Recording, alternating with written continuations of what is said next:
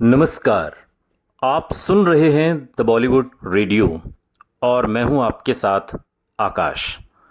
दोस्तों, आज के इस पॉडकास्ट में हम आपको राजेश खन्ना के कॉलेज के दिनों में लेकर चलेंगे। कई दशक पीछे कॉलेज के दिनों से ही जतिन, तब राजेश खन्ना उनका नाम नहीं था, जतिन खन्ना था।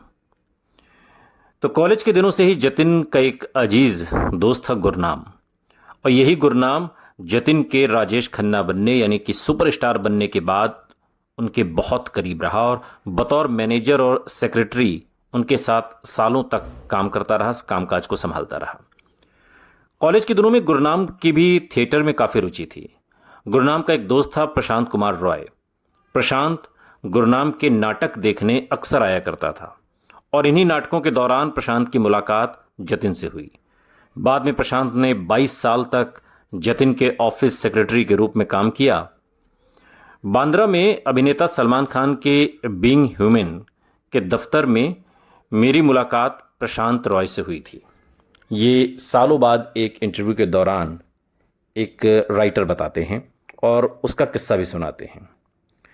वो कहते हैं कि प्रशांत मुझे पुरानी यादों के सफ़र पर ले गए और प्रशांत के मुताबिक गीता बाली से जुड़ी घटना के बाद, जब गीता बाली ने एक फिल्म के लिए उन्हें ऑफर किया था और बाद में वो फिल्म धर्मेंद्र को दे दी थी, उस घटना के बाद जतिन वापस अपने नाटक की रिहर्सल में डूब गए।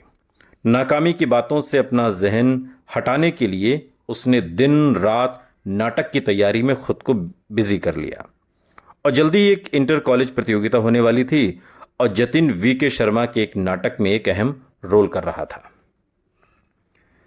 प्रशांत बताते हैं उस इंटरव्यू में, उस इंटरव्यू के हवाले से प्रशांत की ये बातें हैं।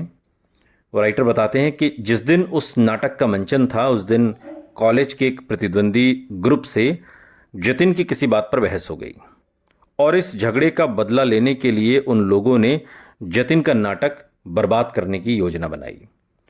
उस शाम नाटक शुरू हुआ और जैसे ही जतिन की एंट्री हुई, उसी पल जतिन पर केले के छिलकों और अंडों की बौछार हो गई। जतिन हैरान होकर बस मंच पर जड़ गया। हाली हिम्मत वहां से हटे नहीं, हिले तक नहीं।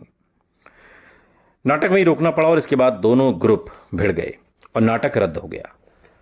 प्रशांत उस घटना को याद करते हुए बताते हैं कि काका जी मंच से पीछे आए और वी.के. शर्मा के गले लगकर फूट फूट कर रोने लगे। वो बार बार कह रहे थे कि उन्होंने इस नाटक के लिए दिन रात मेहनत की थी, वो सब बर्बाद हो गई। और रोते हुए बोले कि मैंने इतनी मेहनत की, मैं इतनी मेहनत करता हूं, फिर भी लोग मेरा काम क्यों बिगाड़ देते हैं? मेरे सपने क्या कभी पूरे नहीं होंगे? हम सबको बहुत गुस्सा आ रहा था और हम सब ने फैसला किया कि झगड़ा शुरू करने वाले शख्स को अभी ढूंढेंगे और उसकी पिटाई करेंगे। प्रशांत बताते हैं। और जतिन यानी काका जी को, राजेश खन्ना को ढांढस बंधाने के लिए सब लोग जतिन की कार में बैठकर उस शख्स की तलाश में निकल पड़े। राजेश खन्ना खुद गाड़ी चला रहे थे और उनके साथ आगे की सीट पर गुरनाम थे, पीछे प्रशांत रॉय और वी.के. शर्मा। और काफी रात तक सब लोग तलाश करते रहे मगर वो शख्स नहीं मिला। लेकिन इस ड्राइव के दौरान हुई बियर, मस्ती और बातचीत ने जतिन के मन के बोझ को हल्का कर दिया। खार स्टेशन के बाहर सबने खाना खाया। फिर जाते जाते वी.के. शर्मा ने जतिन को फिर से गले लगाया और बोले कि तू इतना रोता क्यों है? इतना रोया मत कर, आखिर में सब ठीक हो जाता है। उस रात जतिन दोस्तों के सामने हंस तो पड़ा था, लेकिन वो जानता था कि फिल्मों में एक्टर बनने के ख्वाब से वो अभी बहुत दूर है। और उस रात दोस्तों के जाने के बाद बंबई की सुनसान सड़कों पर अकेले गाड़ी चलाते हुए वो शायद सोच रहा था कि पता नहीं कौन सा रास्ता उसकी मंजिल तक जाएगा। खैर, एक रोज कुछ दिनों बाद एक विज्ञापन देखकर जतिन का चेहरा खिल उठा।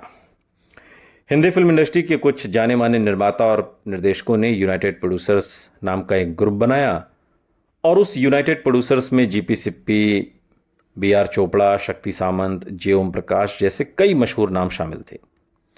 और अब टाइम्स ऑफ इंडिया ग्रुप के साथ मिलकर यूनाइटेड प्रोड्यूसर्स नए अभिनेताओं की तलाश करने के लिए एक टैलेंट हंट आयोजित कर रहे थे। उसका नाम था United producers film fair talent contest और ये साल था 1965, यानी कि आज से ठीक ठीक 60 साल पहले। इसकी जूरी में फिल्म इंडस्ट्री के कई बड़े नाम थे और विज्ञापन में दावा किया गया था कि जो प्रतियोगी इसमें चुने जाएंगे उनके साथ यूनाइटेड प्रोड्यूसर्स की टीम से जुड़े निर्माता निर्देशक फिल्में बनाएंगे। अंजू जो राजेश खन्ना की यानी कि जतिन की गर्लफ्रेंड थी, अंजू के अंदर की कश्मकश से वाकिफ थी कि जतिन के अंदर क्या चल रहा है। प्यार से वो उसे जस्टिन कहकर पुकारती थी और जतिन उसे निक्की। दोनों बेहद करीब आ चुके थे। जतिन के करीबी दोस्त बताते हैं कि इस टैलेंट हंट में उनकी तस्वीरें भेजने के लिए अंजू महेंद्रू ने ही उनसे कहा था।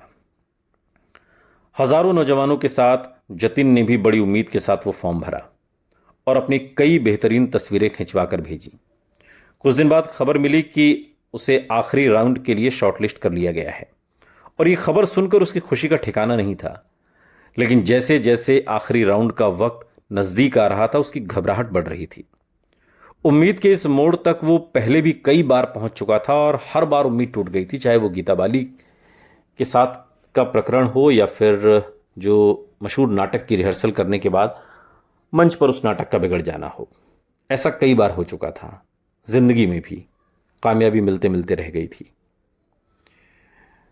हर बार उम्मीद बिखर रही थी और दिल में एक अजीब सा डर था जिसे वो किसी के साथ बांट नहीं रहा था। वो खामोश रहने लगा।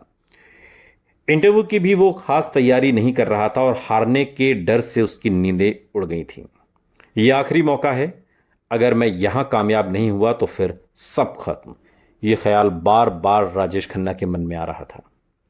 उसने थिएटर के दौर के साथी हरिदत्त से भी ये बात कही। इन्हीं दिनों एक शाम अपने स्कूटर पर वो ईरानी होटल पहुंचा और यहीं उसकी मुलाकात हरिदत्त से हुई। हरिदत्त को मालूम था कि जतिन को आखिरी राउंड के लिए चुना गया है। उसे परेशान देखकर हरिदत्त ने पूछा कि तैयारी कैसी चल रही है। हरिदत्त बताते हैं कि सवाल पर जतिन की आंखों में अचानक से आंसू भर गए, गला रूंध गया और वो बोला, यार अगर इस कंपटीशन में सेलेक्ट नहीं हुआ तो फिर मेरा क्या होगा? मैं किस मुंह से बाबूजी और चाई जी के सामने जाऊंगा? वो शाम याद करते हुए हरिदत्त बाद के दिनों में जैसे उन्हीं पलों में खो जाते हैं, पहुंच जाते हैं और कहते हैं कि वो दोस्त था अपना, मैंने ढांढस बंधाया और कहा कि तू फिक्र मत कर। फिर भी जब उसका मूड ठीक नहीं हुआ तो मैंने अपनी जेब से 1 रुपया निकालकर जतिन के साथ हाथ पर रखा और कहा, जा, मैंने तुझे अपनी नई फिल्म के लिए बतौर हीरो साइन किया। हालांकि उन दिनों मैं खुद स्ट्रगलर था, लेकिन मेरी बात सुनकर जतिन बहुत जज्बाती हो गया और फिर उसने मुझे गले से लगा लिया। रिहर्सल के दौरान थिएटर के दोस्तों ने भी ढांढस बंधाया, लेकिन दिल ही दिल में जतिन जानता था कि उसके दोस्तों को भी ज़्यादा उम्मीद नहीं है कि वो इंटरव्यू में कुछ कर पाएगा। वो अब तक थिएटर में भी कुछ खास कमाल कहाँ दिखा पाया था। एक पल को लगा कि वो बेकार ही एक्टर बनने का सपना पाल बैठा और इस ख्याल ने उसकी बेचैनी को और ज़्यादा बढ़ा दिया। कश्मकश में दिन बीतने लगे। इंटरव्यू से पहले वाली रात थी। वो अपने कमरे में अकेला बेचैनी से करवटें बदल रहा था, सोने की कोशिश कर रहा था, मगर नींद थी कि मीलों दूर थी। दिमाग में ख्याल बेहद तेज रफ्तार से दौड़ रहे थे, अभी नहीं तो कभी नहीं। उसने खुद को समझाया कि वो आखिरी राउंड तक पहुंचा है तो ज्यूरी ने उसमें कुछ तो देखा ही होगा, कुछ तो अच्छा रहा होगा जो फाइनल राउंड तक पहुंचा हजारों लोगों में। उसे मालूम था कि सुबह इंटरव्यू में इंडस्ट्री के बड़े बड़े नाम होंगे। शायद अपने ख्यालों में वो अंदाज़ा लगाने लगा कि किस शख्सियत से कैसे बात करेगा। उसके बारे में उसने सारी जानकारी इकट्ठी कर ली। वहाँ बैठे लोगों को अगर उसने इम्प्रेस कर लिया तो उसे कोई नहीं रोक सकता। क्योंकि ज्यूरी में वही लोग थे जिनके दफ्तरों में वो अपनी तस्वीरें लेकर कई बार जा चुका था। उसके जहन में शायद कुछ पुराने सीन भी उभर रहे होंगे कि उन दफ्तरों में तो गार्ड उसे अंदर तक जाने नहीं देते थे। फिर अब फिल्म इंडस्ट्री के उन्हीं बड़े लोगों ने उसे खुद बुलाया है। वो सब एक साथ उसका इंटरव्यू लेने वाले हैं और ये सोचकर उसकी घबराहट कुछ कम हुई और होंठों पर एक अजीब सी मुस्कान खिल उठी। वो बिस्तर पर लेट गया और सोने से पहले प्रार्थना के लिए आंखें बंद कर ली और अचानक उसे महसूस हुआ कि जैसे वो पाकिस्तान के गांव धपालपुर में पहुंच गया है, अपने कुल देवता के मंदिर के सामने, जहां बचपन में उसका नामकरण संस्कार हुआ था। वो जब भी प्रार्थना करता था न जाने क्यों खुद को उसी मंदिर से जुड़ा पाता। उन पलों में उसके दिल में एक खामोश सी दुआ निकली और वो गहरी नींद की आगोश में सो गया।